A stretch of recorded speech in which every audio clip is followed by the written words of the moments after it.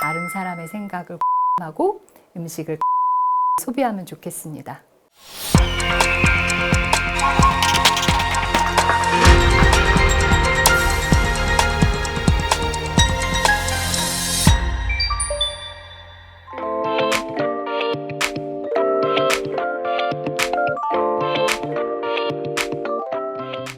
많은 분들이 다이어트를 계획하고 도전해 보셨을 텐데요.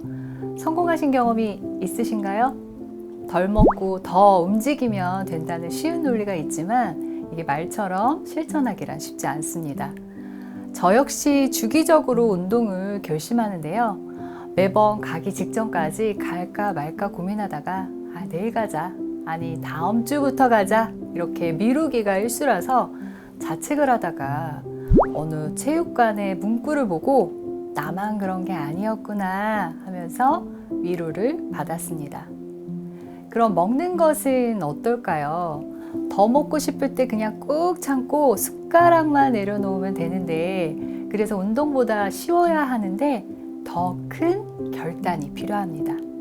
왜냐하면 먹는 것이 인간의 본능이기 때문에요.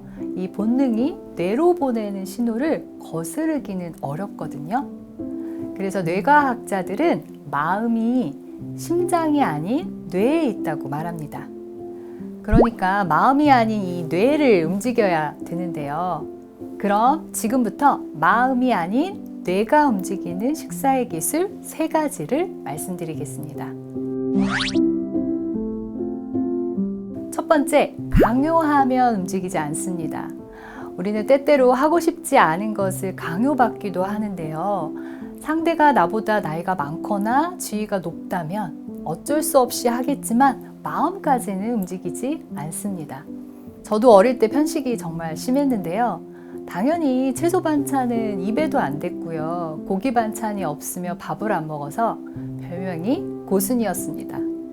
반대로 2살 차이 나는 여동생은 못 먹는 게 없었거든요. 그 진짜 어린 나이에도 나물이랑 김치만 있어도 잘 먹었으니까 더 비교가 돼서 먹기 싫었던 기억이 납니다. 아마 어린 자녀가 있는 가정에서도 비슷하실 텐데요. 어떻게든 그냥 한 입만 더를 외치는 부모와 절대로 안 먹겠다고 이 도망가는 아이, 식사 전쟁이 따로 없습니다. 즐거워야 할 식사 시간이 전쟁이라고 하니까 누군가는 항복해야만 끝날 것 같아 더 씁쓸해지는데요. 우리는 왜 어릴 때부터 이 골고루 먹기를 강조하는 걸까요? 골고루라는 단어를 살펴보면요. 두루두루 빼놓지 아니하고 라는 뜻입니다. 분명히 좋은 의미인데 빼놓지 않고 라는 말이 강요를 당하는 것 같아서 불편해집니다. 요즘 TV 채널을 이렇게 돌려보다 보면 여기저기 건강에 관한 프로그램 참 많죠. 일부 식품이나 건강기능식품이 만병통치약처럼 이렇게 소개되는 걸 볼 때면 옛날 저도 흑백 TV 세대는 아니지만 흑백 영화에서만 보던 약장수를 만난 것 같아서 낯선 느낌이 들기도 합니다. 결국 우리는 영양과 건강을 지나치게 강조한 말에는 움직이지 않습니다.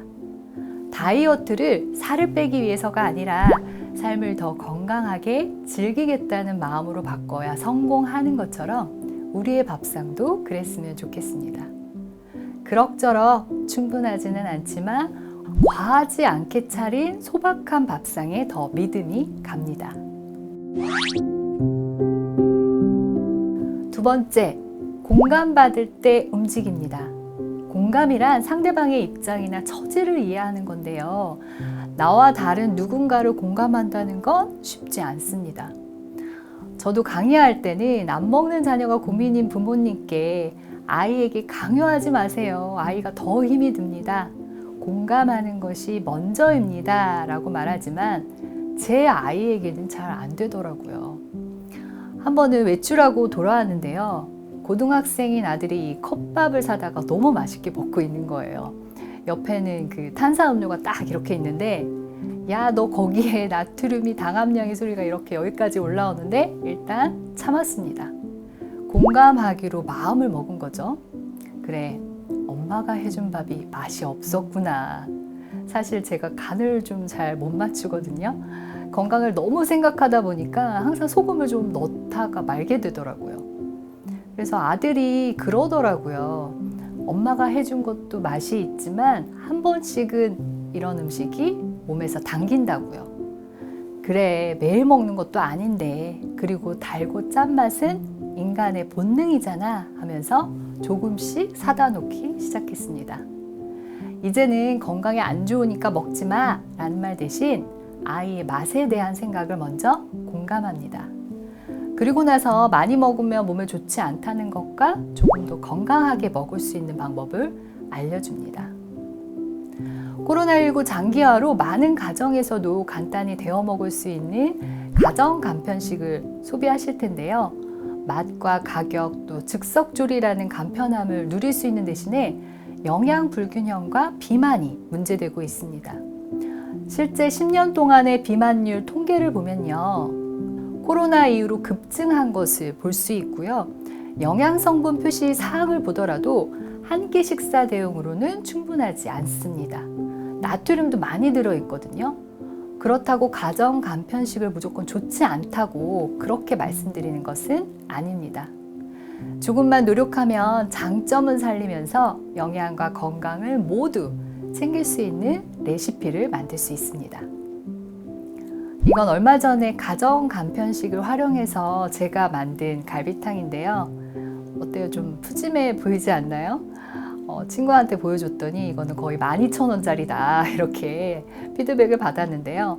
그냥 먹으면 고기가 되게 적고 짜거든요. 여기에 물도 붓고 고기도 더 사다가 넣어서 팔팔 끓였습니다. 아들이 좋아하는 당면도 넣었고요. 마지막에는 팽이버섯도 찢어서 넣고 달걀 지단도 정말 오랜만에 제가 이렇게 붙여서 올려봤어요. 대파도 한 움큼 넣으면 제법 그럴싸해집니다. 덜 달게, 덜 짜게, 덜 기름지게 먹을 수 있는 방법은 많습니다. 구입할 때 비빔밥 같은 채소 비율이 높은 음식을 선택하기, 냉장고 안에 자투리 채소가 있다면 조리할 때 더 추가하기, 자극적인 양념은 덜어내기, 드실 때는 국물보다는 건더기 위주로 먹기, 마지막으로 나트륨 배출을 도와주는 칼륨이 풍부한 과일이나 채소를 간식으로 먹는 것도 도움이 됩니다. 세 번째, 가치를 느낄 때 움직입니다. 여러분은 가치 소비라는 말 들어보셨나요? 소비를 통해서 자신의 가치관과 신념을 드러내는 말인데요. 최근에는 MZ세대를 중심으로 친환경 가치 소비가 확산되고 있습니다. 그 중심에 있는 제로 웨이스트를 소개해드리면 쓰레기를 최소화하고 일회용품 사용을 줄이면서 자원을 최대한 재활용하자는 캠페인입니다. 저도 작년에 MZ세대인 대학생들과 서포터즈로서 제로 웨이스트를 실천했는데요. 내용을 보면 아시겠지만 좀 불편하고 번거롭습니다. 그렇지만 조금만 감수한다면 충분히 할 수 있는 것들이고요. 결국에는 우리를 위한 거잖아요. 지구온난화의 주범인 음식물 쓰레기를 한번 생각해 볼까요?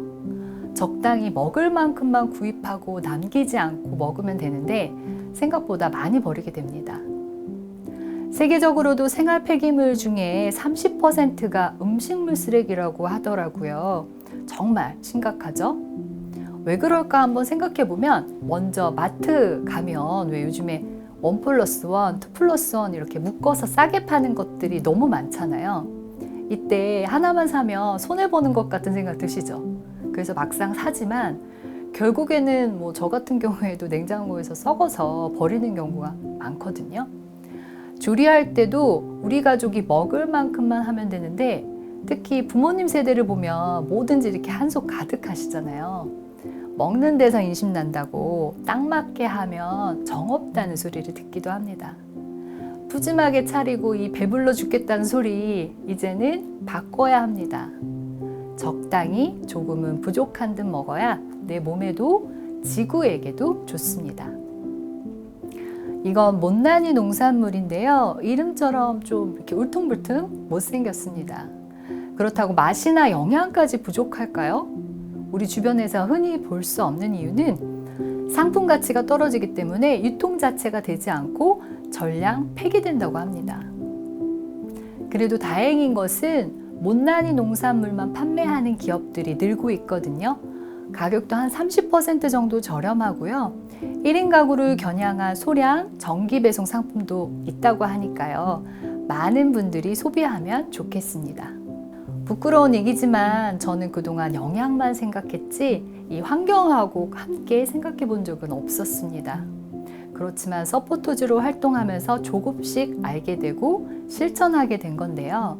그래서 이제는 당신이 먹는 것이 곧 당신이다 라는 유럽 속담보다 우리가 먹는 것이 곧 지구다 라는 생각을 해봅니다. 오늘 제 이야기가 여러분의 마음을 조금이나마 움직였기를 바라봅니다. 우리의 몸과 지구의 건강을 위해 먹는 것을 강요하지 않고 다른 사람의 생각을 공감하고 음식을 가치 있게 소비하면 좋겠습니다.